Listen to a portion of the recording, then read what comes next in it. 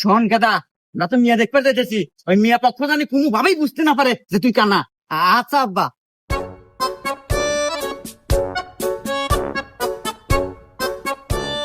তো বাবা যে আসতে কোনো সমস্যা নাই তো? না, আমার কোনো সমস্যা হয় নাই।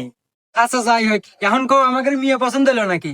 বিয়াই সাহেব, আমাদের পক্ষে থেকে কোনো সমস্যা নাই, মিয়া আমাদের খুব পছন্দ হয়েছে। আলহামদুলিল্লাহ, বিয়ে যাওয়া তো পাকাপুক্তি হইলো, তাহলে এই সুবাদে মিষ্টি মুখ করা যায়। বাবাজি, তাহলে তোমার হাত দিয়ে সবাক মিষ্টি মুখটা করাই দাও।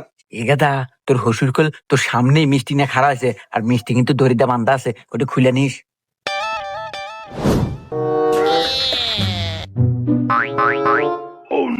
শ্বশুর আব্বা, মিষ্টি তো হুক নক না কে, মনে হয় মিষ্টি ছুরা কম দিছে।